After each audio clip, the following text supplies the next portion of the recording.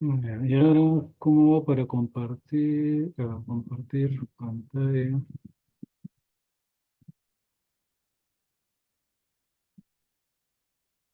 Ahí está.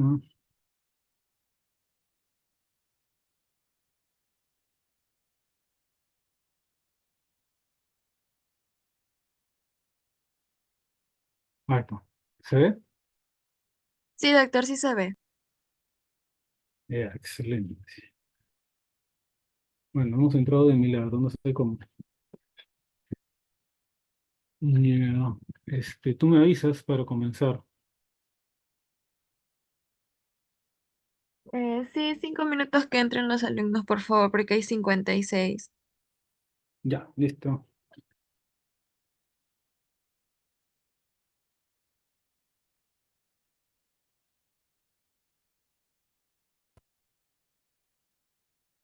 ¿Ahí me siguen escuchando? Sí, doctor, sí se le escucha. Ya, excelente.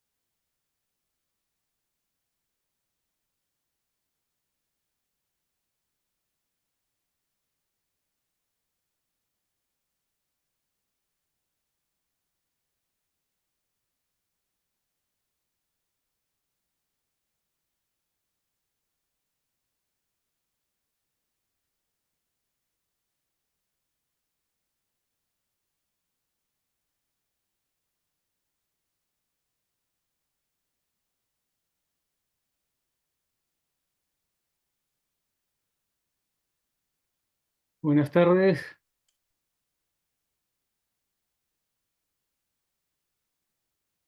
Buenas ¿Me tardes. escu- Listo, ¿me escuchan bien? Sí, doctor.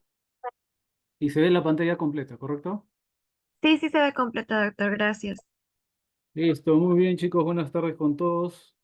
Entonces, lo que vamos a hablar hoy día es sobre las infecciones respiratorias.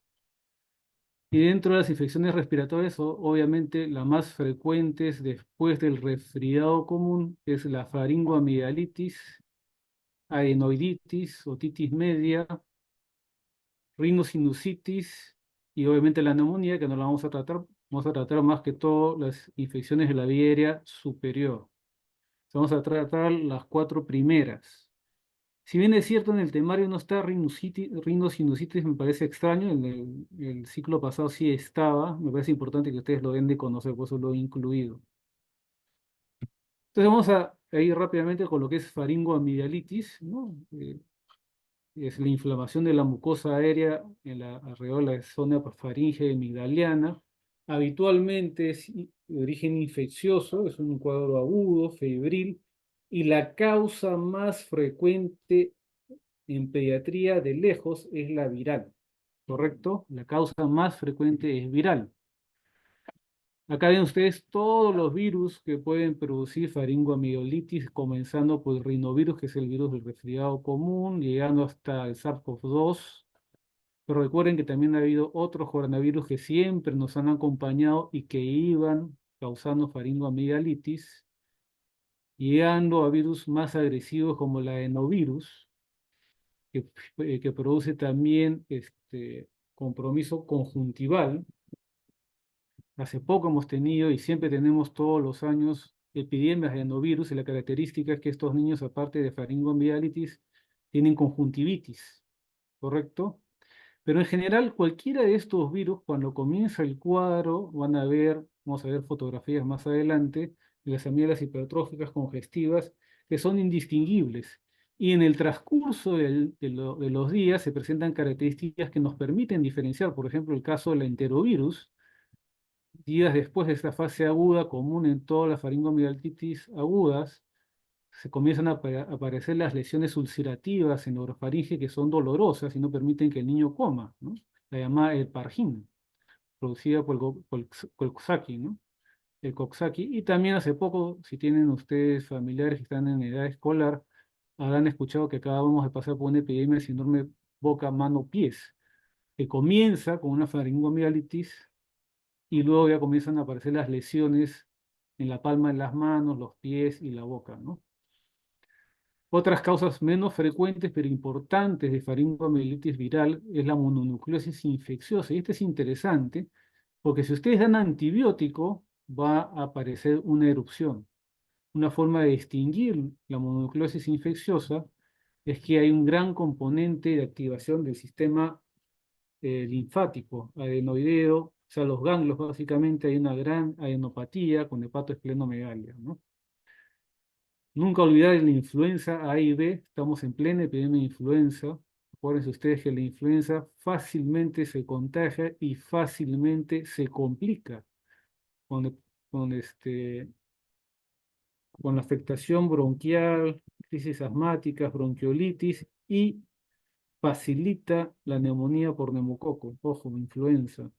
Para influenza, que aparte de la faringitis, también produce la clásica tos cruposa o síndrome coqueluchoide, el virus incisional respiratorio, ¿no? Que es el causante principal de la bronquiolitis, como van a ver ustedes más adelante, comienza con una faringitis indistinguible y luego ya comienza a ver el cuadro de broncoespasmo. El metapneumovirus es un virus muy similar al virus incisional respiratorio. Y luego de todos estos procesos, de estas causas etiológicas virales, recién comienzan a aparecer las causas bacterianas. Dentro de las bacterias que producen faringoamigdalitis o la implicancia en cuanto a secuelas y tratamiento, nos interesan los estreptococos y sobre todo el estreptococo beta hemolítico del grupo A, que al final es el causante del 20 a 40% de todas las faringoamigdalitis bacterianas. Es importante porque si no se trata, va a traer complicaciones supurativas y no supurativas, como la fiebre reumática. En general, este streptococo raramente afecta a menores de 3 años y extremadamente raro en menores de 18 meses, ¿no? La mayoría de causas de faringoamigdalitis en menores de 18 meses es viral. Por eso encontrar un paciente con antibiótico debe llamarles la atención, ¿no? Los otros estreptococos, aparte del beta hemolítico de grupo A, como el C, son menos frecuentes y los cuadros son más leves, ¿no? Hay otras bacterias, obviamente, que pueden producir faringoamigdalitis bacteriana, pero mucho menos frecuente, una que nos queda un gran problema de salud pública, la difteria, pero ya como está eh, incluida en el esquema de inmunizaciones, las patologías post-difteria se han prácticamente desaparecido, ¿no? Y una característica de la difteria es que producía en el tracto respiratorio membranas, ¿no? A todo nivel. Entonces, cuando aparecía una pseudomembrana a nivel de tráquea, pueden ustedes imaginarse el desenlace de ese pobre paciente, ¿no? Todo eso se ha revertido ya con las inmunizaciones, ¿no? Y también las bacterias atípicas que son frecuentes en la edad escolar, como Mycoplasma, Clamidia, neumonía, comienza con una faringitis, faringomielitis aguda, y también la Clamidia Citachi que tiene que ver con las aves. Entonces, fíjense ustedes las imágenes, al inicio, es como el primer recuadro arriba a la izquierda, si ustedes ven esta imagen, puede ser el inicio de una faringomielitis viral, puede ser el inicio de una faringomielitis bacteriana, puede ser una mononucleosis infecciosa, indistinguible, no hay cómo saberlo, solamente guiándonos del examen clínico.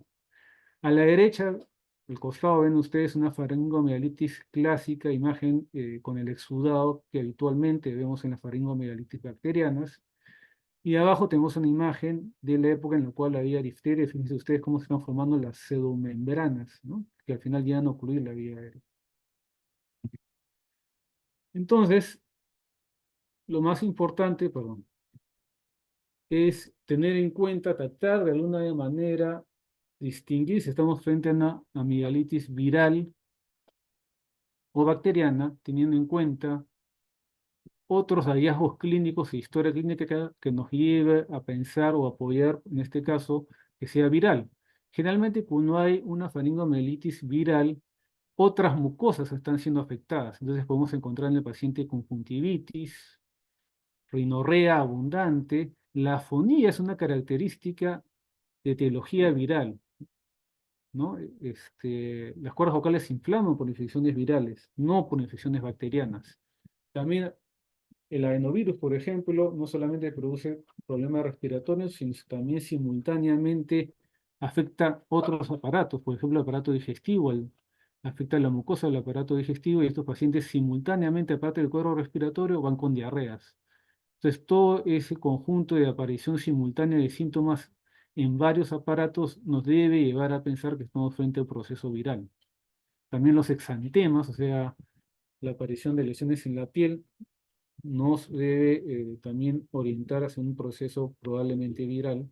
Y en general los virus producen una gran actividad del sistema linfático, ¿no? Hay adenopatía, hay hepatoesplenomegalia. ¿Cuándo pensar en este compromiso bacteriano? Cuando hay un gran dolor a nivel de garganta, ese es uno de los síntomas más llamativos, adenofagia, fiebre alta, ¿no? Estamos hablando básicamente de cuadros que nos hagan pensar, o signos y síntomas que nos hagan pensar de faringoamigdalitis por estreptococo del grupo beta hemolítico. En este grupo, en esta bacteria, también hay un exantema escarlatiforme. El exantema escarlatiforme es un rash de todo el cuerpo, primero son máculas, luego son pápulas confluentes, sobre todo en los pliegues, ¿no? Estos pacientes también pueden tener náuseas, vómitos, dolor abdominal. Los exudados que hemos visto, igualito que los exudados que hemos visto en la pantalla, en las imágenes previas con el exudado. Podemos ver petequias en el paladar blando y lesiones características pero que son poco frecuentes de encontrar, es la lesión en donat, en el paladar blando y en el paladar duro. Son lesiones con un centro pálido y rodeado de un borde en relieve eritematoso, ¿no? Generalmente la úvula está afectada, está hematosa. Hay anopatías cervicales, sobre todo anteriores, que son dolorosas. Recuerden ustedes que esta es una patología más de edad escolar. Es raro verlo en pacientes menores de 3 años. ¿Cuáles son las complicaciones no supurativas de una faringoamigdalitis estreptocócica del grupo beta hemolítico de grupo A? Dos principalmente, la fiebre reumática y la glomerulonefritis postestreptocócica, que la van a ver ustedes en otras clases. Más raro, reacciones de tipo inmunológica como púrpura, artritis reactiva. Hay un shock séptico estreptocócico que es bastante con alta morbilidad y mortalidad. Incluso hay un síndrome neuropsiquiátrico, el PANDAS, síndrome neuropsiquiátrico, producto de la reacción frente a la infección por estreptococo del grupo hemolítico. Y las complicaciones supurativas, o sea, las complicaciones infecciosas, otitis media que vamos a tratar, se puede complicar con una sinusitis, se puede complicar con abscesos retrofaringios o perimetrialianos, puede haber adenitis, o sea, la adenitis cervical supurada, o sea, las adenopatías se sobreinfectan, obviamente puede complicarse con una neumonía, y más raramente fasciitis necrotizante, ¿no? Entonces, ¿qué hacer frente a un paciente que tiene una faringoamigdalitis aguda? ¿Tratarlo o no con antibióticos? Básicamente, con el objetivo de tratar el estreptococo beta hemolítico del grupo A. Entonces, si tenemos un paciente de 3 años o menos o menor edad, con una clínica compatible y con antecedente epidemiológico, o sea, de que algún familiar cercano haya tenido o tenga una faringoamigdalitis estreptocócica por grupo hemolítico grupo A, todas esas características nos llevan a plantear que probablemente este niño menor de 3 años tenga también un cuadro de faringoamigdalitis por beta hemolítico, y lo que recomiendan las sociedades, sobre todo en infectología, es no dar antibiótico inmediatamente, sino comprobar con pruebas microbiológicas que estamos frente a este agente. Y para eso tenemos una prueba rápida de antígeno, que es esta de acá, el TDRA, esas son las siglas, una prueba rápida de detección de antígeno de beta hemolítico del grupo A. Esta prueba se toma con un hisopado a nivel de la orofaringe y de las amígdalas, y la prueba tiene una alta sensibilidad y especificidad, y el resultado lo tenemos en 5 a 10 minutos. ¿Por qué se recomienda esto? ¿Por qué recomiendan esto las sociedades de infectología? Porque como ustedes saben, hay un abuso de antibióticos, hay un aumento de la resistencia. Entonces, muchos pacientes obviamente con infecciones virales no van a requerir el antibiótico. Entonces, esto es lo ideal. Si la prueba es positiva, se da tratamiento antibiótico; si es negativa, solamente se hace seguimiento al paciente. En el grupo de niños mayores de 3 años con una clínica compatible, sin síntomas que nos hagan pensar en infección viral, con antecedente epidemiológico de contacto con familiares cercanos que tengan faringoamigdalitis por estreptococo beta hemolítico, o que hayan tenido antecedentes de tener fiebre reumática o glomerulonefritis postestreptocócica, se recomienda realizar la misma prueba. Si es positiva, obviamente se da antibiótico; si es negativa, seguimiento. Pero ¿qué pasa si es que no tenemos la prueba, esta antigénica rápida, a la mano, y tenemos una fuerte sospecha clínica por el cuadro clínico y por el antecedente epidemiológico de que estamos frente a un paciente con faringoamigdalitis por estreptococo beta hemolítico de grupo A? Lo que se recomienda es hacer un hisopado para cultivo. El problema de cultivo que es que el resultado demora de 24 a 48 horas, ¿no? Entonces, dependiendo del estado del paciente, se toma el cultivo y se inicia el tratamiento con un control en 48 horas para confirmar el diagnóstico. Si el paciente está estable, lo recomendable es, y es un paciente que no se va a perder, es citarlo en 48 horas y verlo con el resultado. La ventaja, aparte de hacer un cultivo, es de que si el paciente tiene una respuesta mala al antibiótico y está efectivamente infectado por esta bacteria, el cultivo viene además con el antibiograma. Entonces, si tenemos necesidad de rotar antibiótico, vamos a tener la seguridad de qué antibiótico dar. Eso es lo importante. Entonces, en la medida de lo posible, siempre tratar de realizar cultivos de las amigdalitis con exudado, sobre todo si estamos pensando en en un estreptococo beta hemolítico. ¿Cuál es el tratamiento? Las penicilinas, ¿no? La resistencia a penicilinas, felizmente, en el Perú es bastante baja aún. Es el tratamiento de elección. Obviamente la penicilina benzatínica, la potásica, esta es poco comercial, va a ser difícil que ustedes encuentren en el mercado y es por eso que lo que está más a la mano y es la primera alternativa es la amoxicilina. No es lo que más usamos, la amoxicilina, dosis de 40 a 50 miligramos kilo día, cada 12 horas habitualmente lo que usamos por 7 a 10 días. Obviamente hay niños que no toleran la vía oral, una alternativa bastante práctica, pero obviamente dolorosa, es administrar intramuscularmente una sola dosis de penicilina benzatínica, la dosis que ustedes están viendo en pantalla, y con eso se soluciona el problema. En caso de pacientes que son alérgicos a la penicilina, o sea, que tienen reacción, sobre todo alergia retardada, se puede dar una cefalosporina de primera generación, como el cefadroxilo. Y si tienen una reacción alérgica inmediata, o sea, que hace angioedema, hace urticaria, ¿no? Las opciones que más frecuentemente utilizamos son los macrólidos como la citromicina o la clindamicina. ¿Hasta ahí alguna pregunta de faringoamigdalitis? Sí, doctor, una pregunta. Sí, El tratamiento, bueno, todo este listado de tratamientos se haría en caso sea faringoamigdalitis por estreptococo beta hemolítico grupo A solamente.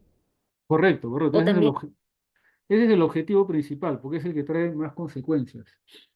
Como te digo, ya, las otros estreptococos, que son los más frecuentes, también pueden producir un cuadro, pero es más leve. O sea, no quiere decir que no los puedes tratar, sí los puedes tratar si estás seguro que es bacteriano. Pero recuerden que la causa más frecuente de lejos es viral. Sobre todo, sobre todo, si son niños que tienen sus vacunas completas. Entonces, el objetivo es tratar de no hacer un abuso de antibióticos. Ese es por eso es que básicamente la mayoría de guías que ustedes revisen de faringoamigdalitis se van a enfocar en estreptococo beta hemolítico del grupo A porque es el que puede traer complicaciones, ¿no? doctor, en todo caso el tratamiento para, si es etiología viral sería sintomático nada más. Nada más, sintomáticos y obviamente pues cualquier paciente febril debe ser revaluado a las 48 horas, ¿no? Entonces ese es uno de los problemas que tenemos, que muchos pacientes se pierden, pues. Entonces si están, por ejemplo, en un escenario que ya se les viene ahorita, que es el serum, que tiene una población a lo mejor que no está cerca, que no va a regresar. Entonces ustedes tienen que ahí evaluar riesgo-beneficio, ¿no?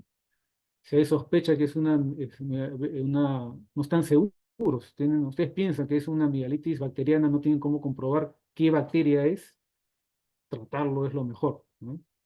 ¿Correcto? Si están en el Hipólito Unanue o en una clínica particular, lo mejor es confirmarlo, ¿sí? Y en las 48 horas volver a reevaluarlo, ¿no? Entonces, todo depende del escenario en el que estén.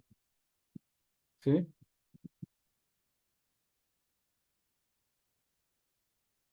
Doctor, buenas tardes. Una pregunta. Sí. ¿En qué caso se utilizaría la primera elección penoximetilpenicilina y la primera alternativa con amoxicilina? ¿Cuál es la diferencia? No, la diferencia no es ninguna diferencia. Lo que pasa es que la primera, como les dije, la primera elección, lo que pasa es que no es muy comercial. Ah, ok, ¿Verdad? ya, ya. O sea, Ustedes van a la farmacia, vayan a buscar fenoximeticilina o benzatina vía oral y no van a encontrar. Ya, Les ya, aseguro doctor, que gracias. se pasean por las farmacias, todas las farmacias que hay alrededor del hospital, por ejemplo, no van a encontrar ni una. La amoxicilina la encuentran en todos lados. Ah, ya, doctor, gracias. Es una cuestión de práctica, ¿no? Muy bien. Entonces, sigamos con adenoiditis.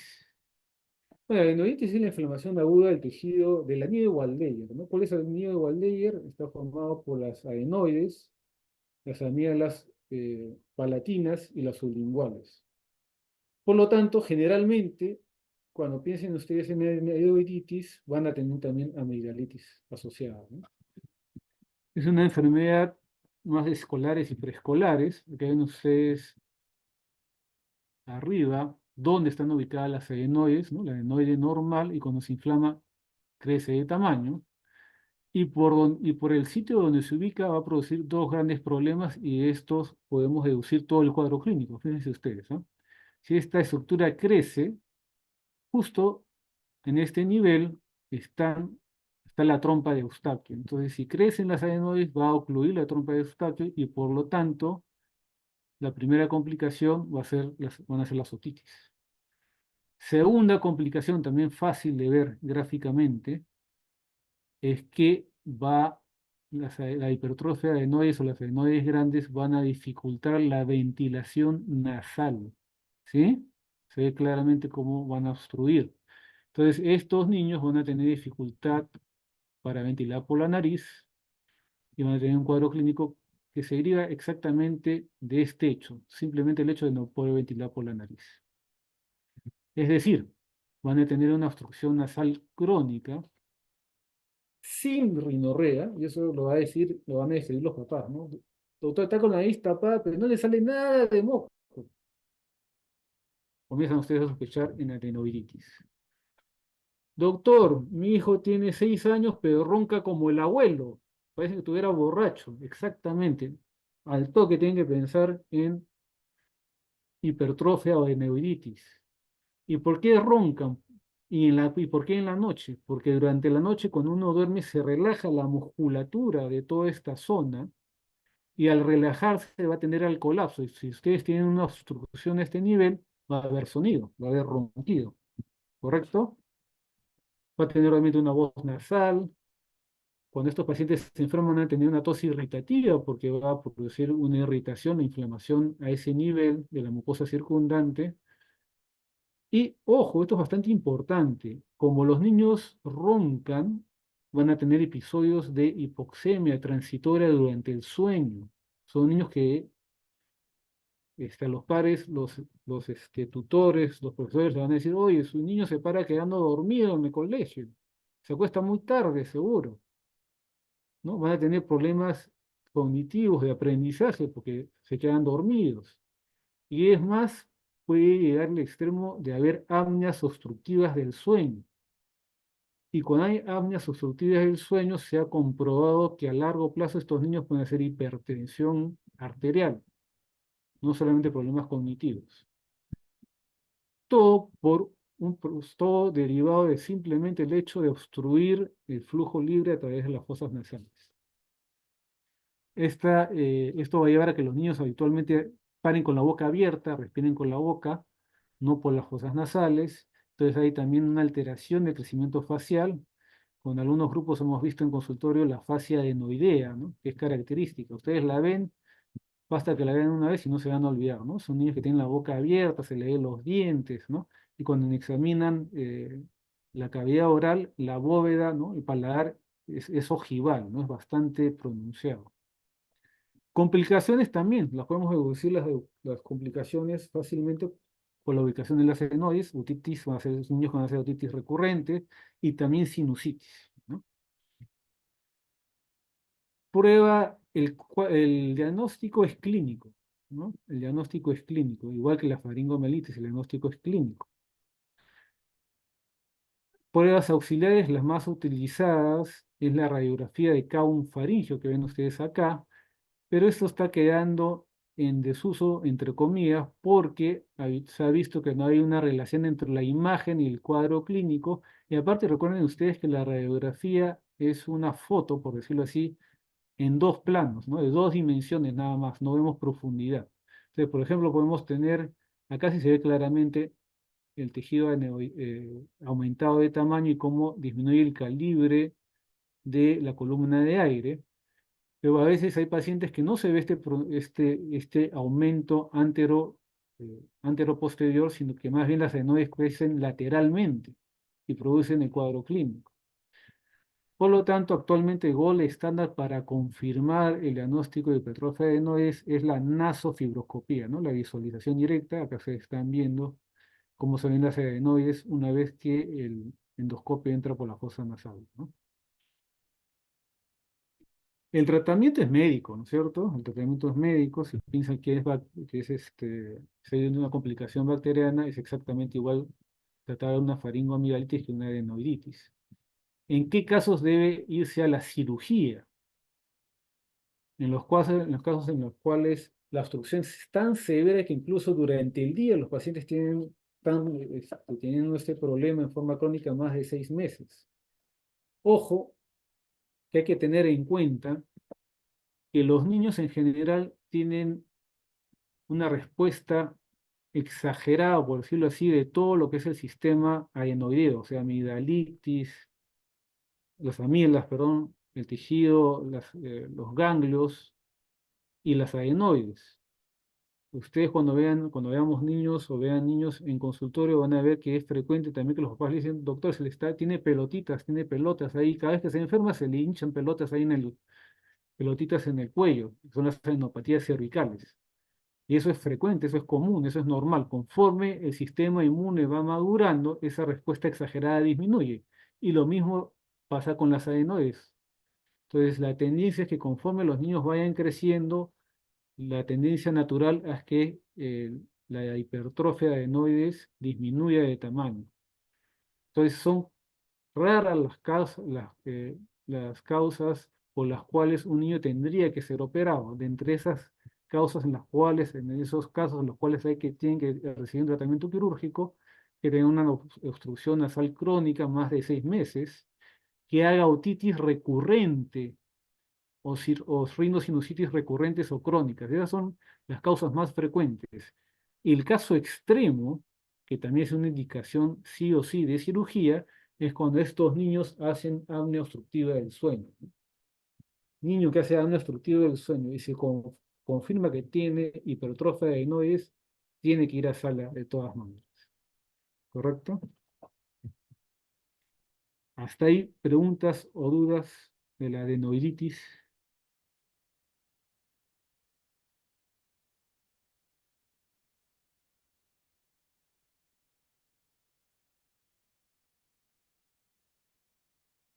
¿No? ¿Ninguna? ¿Qué? ¿Seguimos?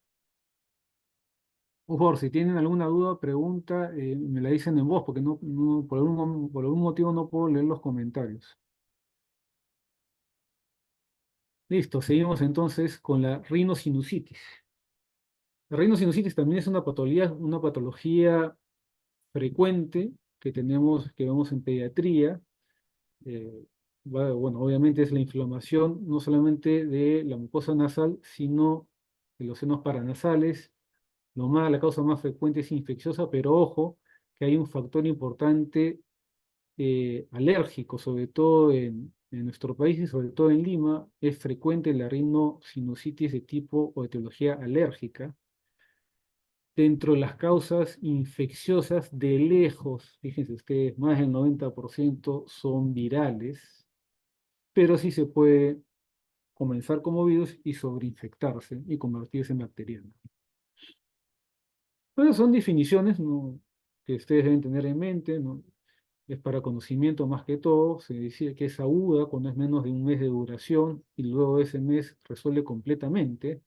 Subaguda de 30 a 90 días. Cuando decimos que es recurrente, cuando son episodios de menos de 30 días, una resolución completa entre episodio y episodio de por lo menos 10 días. Y si dice que es recurrente cuando no hay más de 3 episodios de estos episodios en 6 meses, o más de 4 de estos episodios en un año.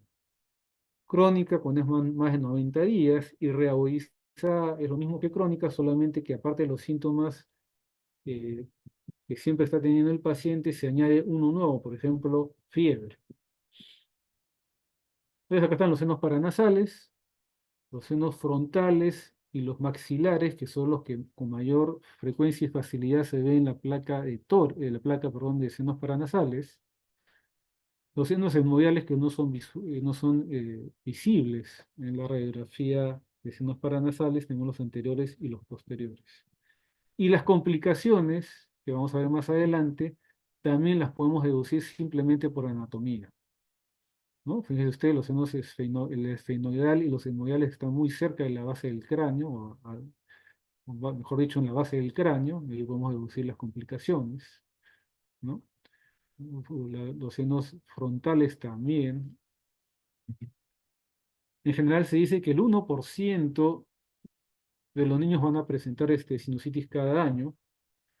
Recordar que los senos etmoidales anteriores y posteriores drenan en el meato medio y superior de las fosas nasales. Todos los senos paranasales drenan en las fosas nasales.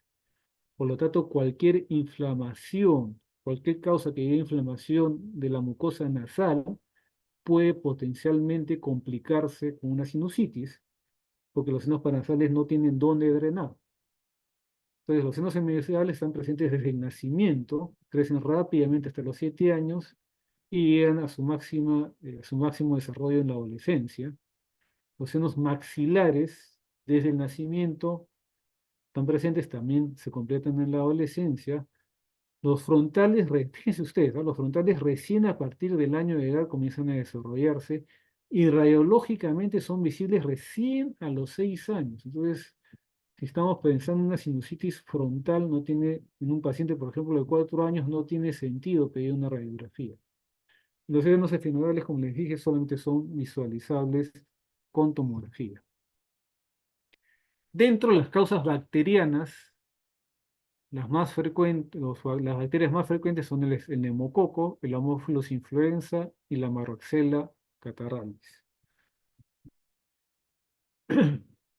¿Cuáles son los factores que predisponen a una sinusitis? Las infecciones virales, como les dije, cualquier cosa que produce inflamación de la mucosa nasal va a predisponer a sinusitis. Infecciones bacterianas, alergia, atopía, ¿no? Como la rinitis alérgica, la misma hipertrofia de adenoides, que ya hemos mencionado, el tabaco, la polución, todo lo que es polución ambiental, o que altera, irrita la mucosa. Obviamente, si el paciente tiene alguna alteración estructural como desviación de tabique, ¿no? Cualquier cosa que obstruya la nariz va a provocar o va a facilitar la sinusitis. Cosas más raras como el reflujo gastroesofágico severo o trastornos de inmunodeficiencia, ¿no? O disquinesia ciliar, ¿no? Más raro. Entonces, ¿cuál es la clínica? Es una congestión nasal bilateral con rinorrea y tos persistente. Más que todo, esta tos persistente es en la noche. ¿Por qué? Porque al estar el paciente de cúbito, todas las secreciones que drenan de los senos paranasales infectados van a ir hacia la parte posterior del orofaringe y van a producir por irritación esta tos, ¿no? También, ¿no? También va a haber sensación de dolor o de pesadez, ¿no? Sobre todo cuando hay sinusitis frontal. Uno le pide al paciente cuando sospecha de sinusitis frontal que se agache y claramente les va a decir que tiene sensación de pesadez o dolor en el frente, ¿no? Trastornos del olfato, ¿no? Como hiposmia, anosmia, no todo lo que es hiposmia y anosmia es COVID, ¿cierto?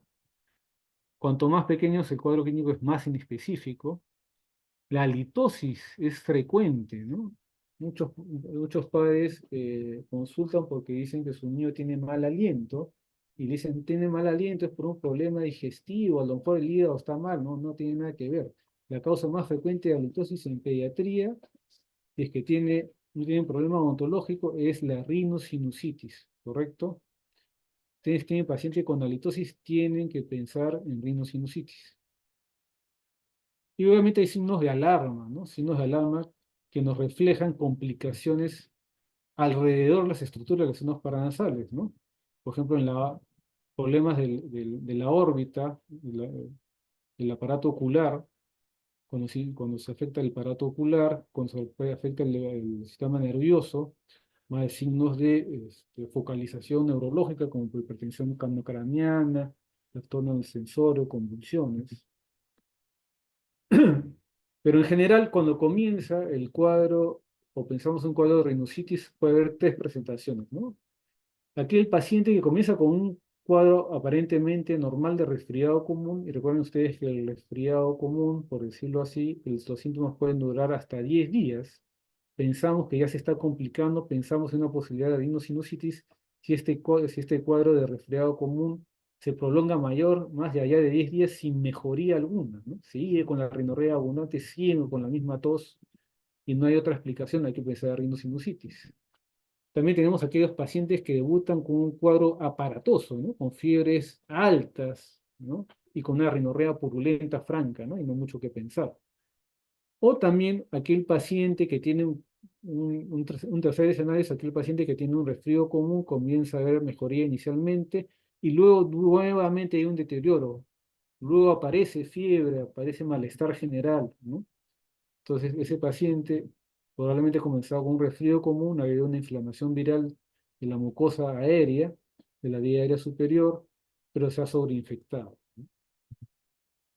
Hay criterios clínicos para pensar en sinusitis, estos son criterios mayores y menores, ¿no? Por ejemplo, una rinorrea anterior purulenta, o también puede ser que pidan al paciente que abra la boca y por orofaringe, por el cabo, ven ustedes cómo drena la secreción purulenta, ¿no? Detrás de la úvula.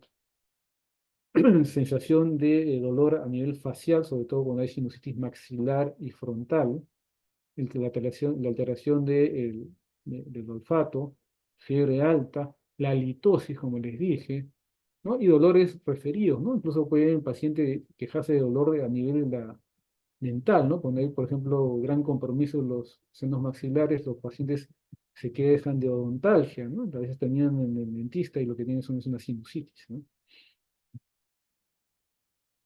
Y hay diagnósticos diferenciales, obviamente, de sinusitis, ¿no?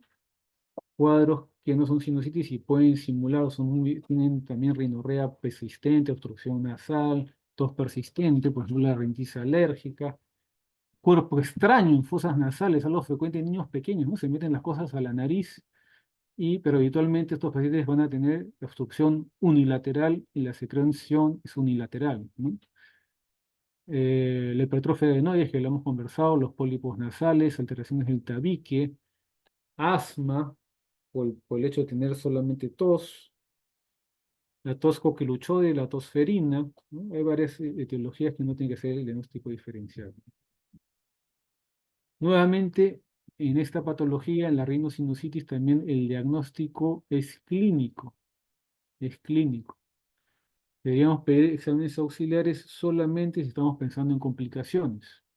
Obviamente, pues el gold estándar sería tener una muestra directa del seno paranasal de esta secreción purulenta y mandarla a cultivo, pero obviamente eso es bastante invasivo, ¿no? Lo que más se utiliza son, como les dije, es la radiografía de senos paranasales, que es sensible pero poco específica. Por ejemplo, pacientes que tienen rinitis alérgicas van a ver engrosamiento de la mucosa a ese nivel y no tienen sinusitis, sino es parte de su cuadro de rinitis alérgica. La imagen más específica, pero poco frecuente, que confirma con una radiología la sinusitis es el nivel hidroaéreo. De hecho, pues la tomografía es más exacta, pero obviamente sí implica mayor irradiación. No vamos a estar pidiendo tomografía solamente por sinusitis, ¿no? Más que todo, si vemos tomografía en relación a un cuadro de sinusitis es cuando estamos pensando que probablemente ese paciente tiene alguna complicación, ¿no? Alguna complicación en el sistema nervioso central o óseo circundante a los senos paranasales. Entonces, estas son imágenes, por ejemplo, de radiografía de senos paranasales. Acá estábamos viendo los senos maxilares, ¿no? Arriba a la izquierda, normales. A la derecha, ven ustedes cómo están la mucosa engrosada, ¿no? Esta zona radiopaca, ¿no? Pero no necesariamente esto es una sinusitis, puede ser un paciente con una rinitis alérgica no controlada. Y abajo sí ven pues las imágenes que son poco frecuentes, pero sí bastante específicas de sinusitis, que es el nivel hidroaéreo, ¿no? Cuando ven nivel hidroaéreo, sí, sí, eso es una sinusitis de todas maneras, ¿no? Entonces, lo principal, al igual que los cuadros previos, es tratar de diferenciar si estamos frente a una rhinosinusitis infecciosa de origen viral o bacteriano, para ver si vamos a dar antibiótico o no. Cuándo podemos pensar en que son bacterianas, cuando los síntomas duran más de 10 días sin mejoría alguna, o cuando son síntomas severos, ¿no? Fiebre muy alta, hay una secreción purulenta franca, hay un dolor pues, facial intenso, o cuando hay una evolución clínica desfavorable, ¿no? Que pasa, el paciente está con un resfriado común, por ejemplo, en lugar de mejorar, comienza a tener nuevamente fiebre, comienza a tener nuevamente cefalea y aumenta la rinorrea, ¿no? O cambia de coloración la rinorrea, ¿no? Eso también es un dato bastante frecuente. Inicialmente uno le pregunta en la anamnesis, ¿y cómo era el moquito? ¿Cristalino, doctor, transparente? Eso fue hace 10 días cuando comenzó, pero desde hace 2 días, doctor, ya sale continuamente de color amarillo o verdoso. Entonces, ustedes tienen que plantear ahí que están frente a una rinosinusitis. Tratamiento, bastante similar que los cuadros anteriores. Primera elección, la amoxicilina, nuevamente. Pero fíjense ustedes que la dosis es más alta, 80 90 miligramos kilo día. Recuerden ustedes que para faringoamigdalitis es 50 en promedio, 50 miligramos kilo día. La duración es larga, 7 a 14 días, y debe darse por lo menos 48 a 72 horas, ¿no? No rotar antibiótico antes de las 72 horas. Tratamiento coadyuvante es en los lavados nasales. Los lavados nasales son bastante útiles para controlar la infección y ayudar a la recuperación del paciente con rinosinusitis. Corticoides intranasales solamente si es un paciente con rinitis alérgica, además de, y no tiene cabida en el tratamiento de la rinosinusitis el uso de antihistamínicos, mucolíticos, descongestionantes o vitaminas. ¿En qué casos dar, por ejemplo, de frente amoxicilina clavulánico en aquellos pacientes que tienen una rinosinusitis severa? O sea, aquel paciente que tiene fiebre de frente de 39 grados, que luce tóxico, y la edad, ¿no? Paciente menor de 2 años tiene riesgo por la edad de hacer una rinosinusitis severa. O otra cosa importante, recuerden ustedes que siempre en la anamnesis hay que preguntar qué medicinas ha estado recibiendo. Por ejemplo, si ha estado recibiendo recientemente amoxicilina, no sería una buena idea comenzar un tratamiento. Por ejemplo, puede ser que haya estado recibiendo amoxicilina o una faringoamigdalitis una semana anterior, o ya se le complicó una rinosinusitis, entonces para esa rinosinusitis no van a dar pues amoxicilina, ¿no? Tendría la elección sería amoxiclavulano. Y fíjense ustedes las complicaciones, no voy a entrar en detalles, pero solamente para que estén ustedes presentes.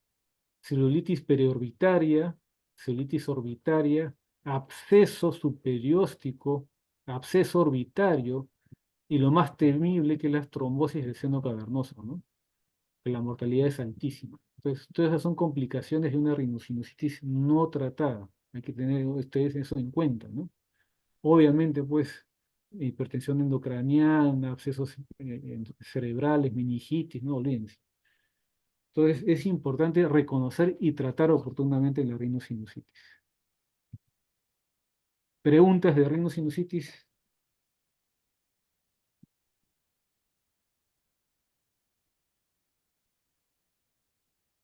¿Sí? ¿Hasta ahí claro? Chicos, ¿están ahí? ¿Me están escuchando? Sí, doctor. Ah, Sí, ya, doctor. ya. Pensé, a lo mejor dije, ya se me desconectó el internet y estoy hablando solo. Bueno, y terminamos con otitis media. La otitis media, pues, es la infección del oído medio, con presentación de exudado en esa zona, y todo el cuadro clínico va a derivar de la presencia del exudado en el oído medio, ¿no? Igualmente, puede catalogarse como persistente, recidivante o recurrente, ¿no? Crónica, cuando es más de 3 meses. Esos son ya cuadros que ustedes probablemente no lo van a manejar, no son cuadros que ustedes deben derivar ya al otorrino, ¿no?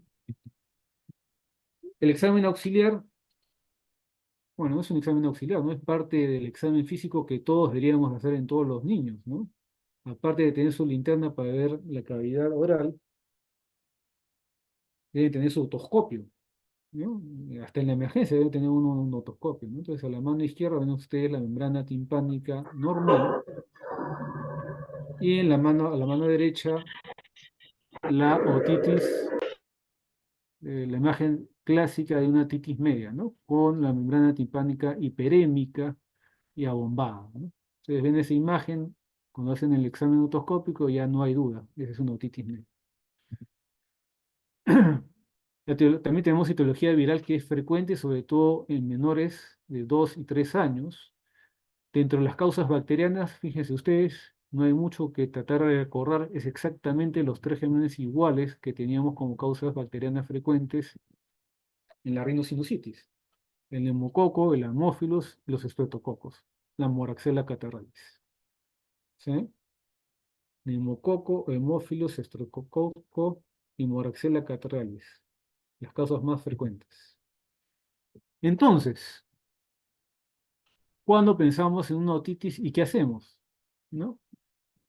Pensamos en una otitis cuando tenemos un paciente con un cuadro catarral que luego se complica y comienza a tener dolor de oído, y en la otoscopía vemos la imagen que les acabo de presentar. Entonces ya es una otitis confirmada, cumple los 3 criterios y le damos tratamiento antibiótico.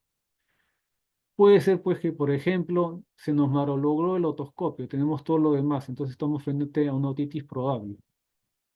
También con un antecedente catarral previo, también se inicia un tratamiento antibiótico, ¿no? Pero hay que tener en cuenta, como les dije, pacientes o factores de riesgo de hacer una otitis media aguda complicada. Edad, menos de 6 meses, que tenga antecedentes de haber tenido ya otitis medias recurrentes o que tenga antecedentes familiares de otitis media aguda complicadas. El tratamiento, nuevamente, el de elección, ¿cuál es? Amoxicilina. También 80-90 miligramos kilo día, o sea, igual que la rhinosinusitis. Alternativas, amóxico clavulánico. ¿En qué casos? En aquellos menores de 6 meses, pacientes que tengan cuadros graves, pacientes que tengan otitis recurrente, o que hayan recibido recientemente amoxicilina o que haya antecedentes que no responden a la amoxicilina.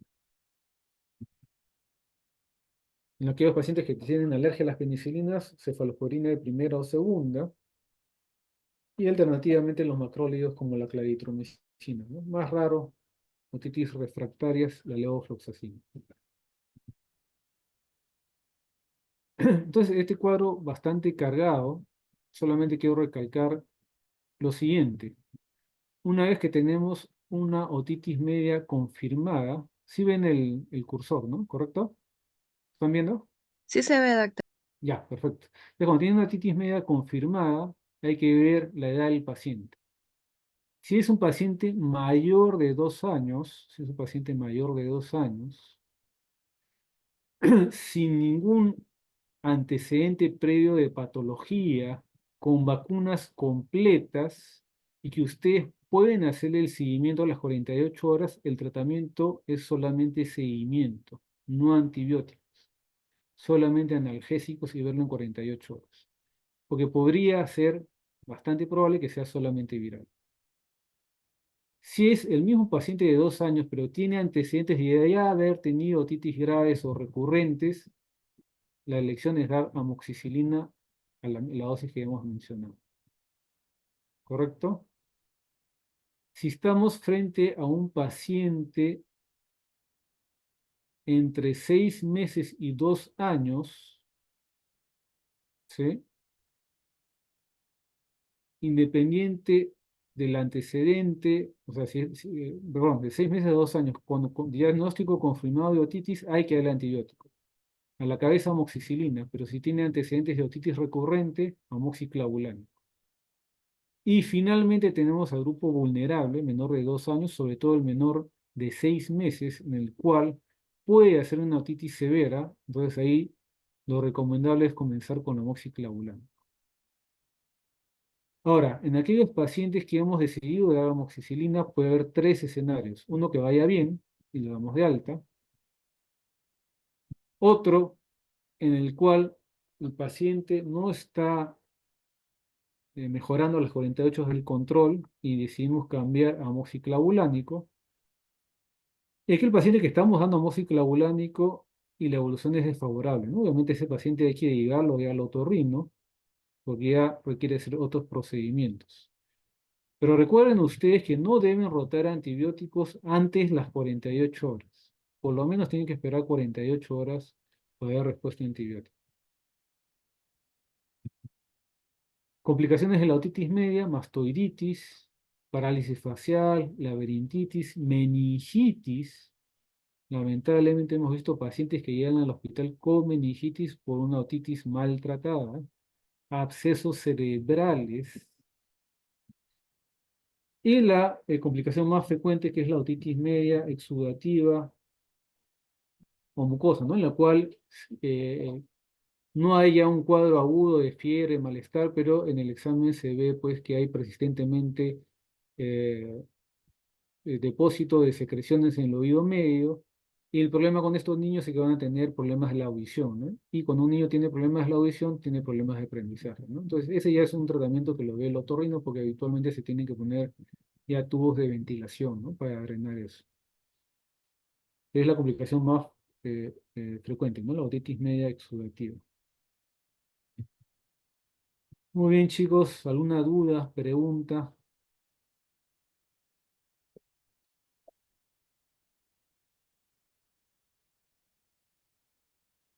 Doctor, disculpe, Sí, ¿podría repetir cuál era el golden estándar para la adenoiditis? el examen Gold Standard, Sí, por favor. para confirmarlo, la endoscopía. Ah, ¿solo se coloca como nasoendoscopía o...? Nasofibroscopía, ¿sí, no? Nasofibroscopía. Pero ese es un procedimiento del otorrino, ¿no? No es un aparato que tiene cualquiera. Este, es este de acá, ¿no? Nasofibroscopía.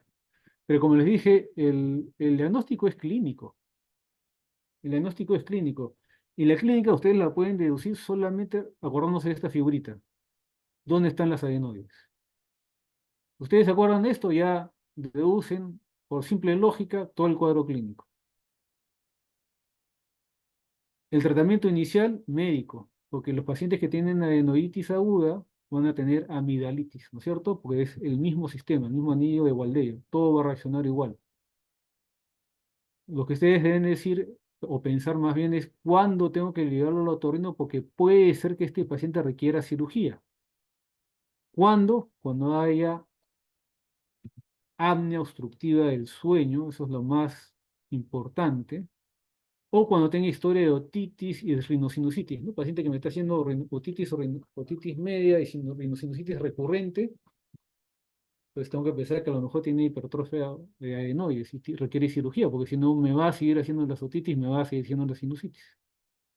Eso es lo principal. ¿Cuándo debo, que ustedes deben tener presente, ¿no? ¿Cuándo sospecho yo de que este paciente pudiera requerir un tratamiento quirúrgico por el otorrino? Ah, ya. Gracias, doctor. Otra pregunta, duda.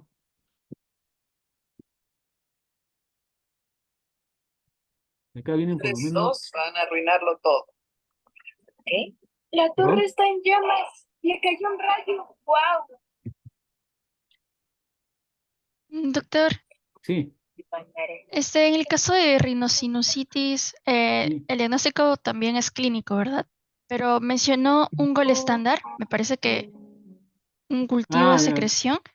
Claro, el gol, o sea, el gol estándar, tú dices, está con una sinusitis, tendrías que confirmar que la secreción dentro del seno paranasal está infectada por una bacteria.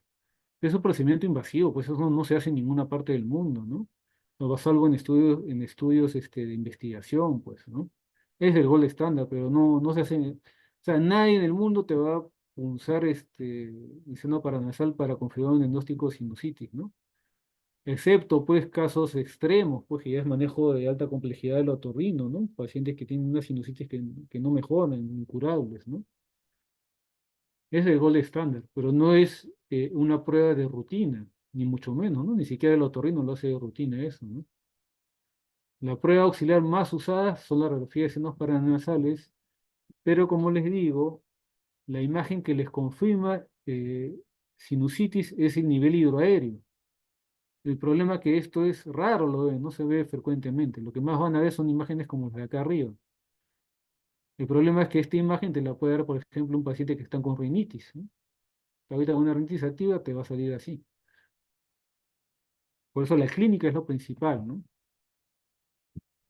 La clínica. O sea, tú no necesitas exámenes auxiliares para iniciar un tratamiento por rinosinusitis. No necesitas. Es clínico. Muchas gracias, doctor. Ya.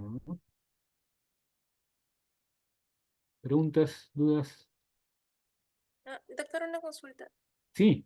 En caso de lo que estaba mencionando de la sinusitis, ¿qué tan certero es eso de agachar la cabeza, ¿no? Y ver si el paciente presenta dolor? En escolares, ¿no? A mayor edad, te sirve más, ¿no? Te sirve más, pero no es que si no lo tienen, no te descarta tampoco. O sea, si tienes un cuadro compatible y le pides al paciente, sobre todo el escolar, ¿no? El niño que colabora, que haga eso, porque acuérdate que ese es subjetivo, ¿no? Todo lo que es el dolor es subjetivo. Entonces, si es un niño pequeño, ¿te duele la cabeza cuando agachas? Pucha, mm, primero que no sabes si está entendiendo qué cosa es el dolor de cabeza, en qué parte del dolor de cabeza, porque este signo es bien preciso, ¿no? Es que te agachas y tienes cefalea frontal. Entonces tiene que ser un niño escolar, no un adolescente que te dé el dato, ¿no? Para niños pequeños no te sirve. Ay, ya. Gracias, doctor.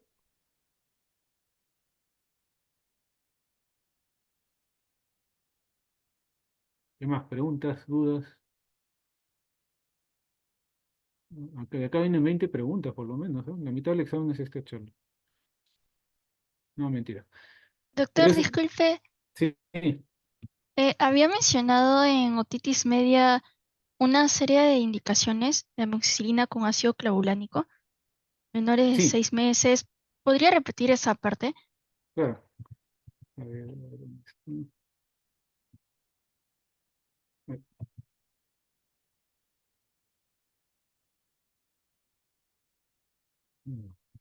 En la otitis media, acá está, este cuadrito. Sí, sí, sí, doctor. Ya, a ver, otra vez, otra vez. Sí, pues este cuadro es un poco cargado, pero bueno, a ver, otra vez. Tiene una otitis confirmada, ¿no? Ya le hicieron la toscopía, cuadro clínico, todavía tiene otitis. Si es mayor de 2 años, niño sano, sin ninguna enfermedad, totalmente inmunizado, y lo pueden ver en 48 horas, solamente tratamiento sintomático. ¿Sí? Porque pudiera ser, hay una alta probabilidad de que este niño totalmente sano, totalmente inmunizado, tenga solamente una otitis viral, no requiere antibióticos. ¿Sí? Pero si es un niño mayor de 2 años, con antecedentes de otitis, de haber tenido otitis recurrente o grave, de frente le dan amoxicilina, a la dosis que ya hemos conversado. ¿Sí? Ese es el mayor de 2 años. A este mayor de 2 años, si le damos la amoxicilina y a las 48 horas tiene una evolución desfavorable, ¿qué vamos a hacer? Amoxiclavulánico.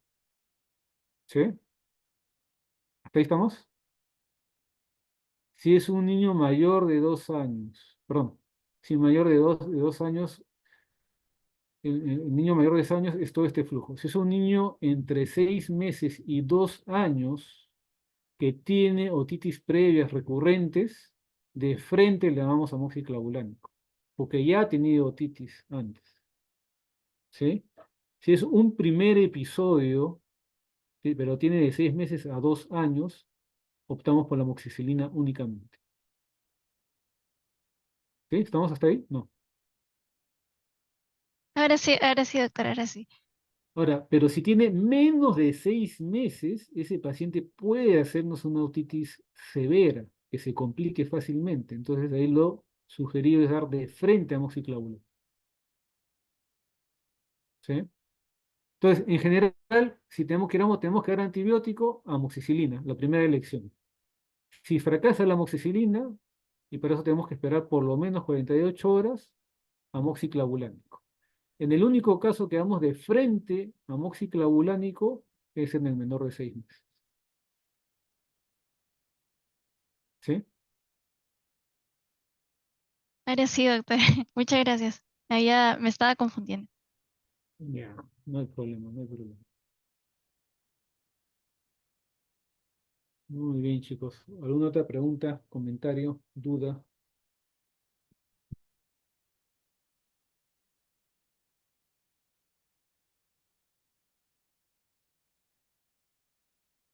¿Sí? ¿Todo claro? Sí, doctor, todo claro. Muy bien, pues chicos, entonces hasta ahí es la clase y conmigo vamos a tener el siguiente viernes 2 clases, asma y tuberculosis pulmonar. ¿Ya? Hemos hecho un cambio, ya la doctora lo sabe de este cambio. Entonces el día jueves con la doctora Bazán van a tener neumonía y TBC extrapulmonar el día jueves y el próximo viernes 17 conmigo va a ser asma y tuberculosis pulmonar. ¿Ya? ¿Sí? Sí, doctor. Listo, muy bien, chicos. Entonces, nos vemos con todos el próximo viernes y con los que estén acá en la sede el día lunes. Hasta luego. Gracias, doctor. Disculpe, no se olvide de parar la grabación, por favor. Ah, ¿y cómo hago eso? ¿Cómo paro la grabación? A ver, En la parte superior le debe salir como un parte, cuadrito. un cuadrito. Este, sí, sale un cuadrito, pero no sale nada de grabación. Mm, Está viendo mi pantalla, ¿no? No. O ven la lámina nomás. Solo la lámina, doctor. Y ahora, eh, ¿qué hago?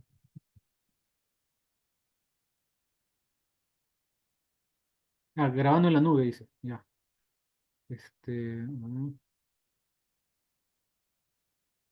Me sale un cuadrito que dice grabando en la nube, pero no ¿No le tengo. sale como un cuadrado para parar o algo? Me sale En... pausar me sale. Y al Ah, costado, anotar. no, en donde está pausar, ahí debe salir como también para parar de grabar. Dice pausar, me voy a poner pausar. No, la dice para, nos va a pausar el compartir la pantalla. No, no es para eso. Mm,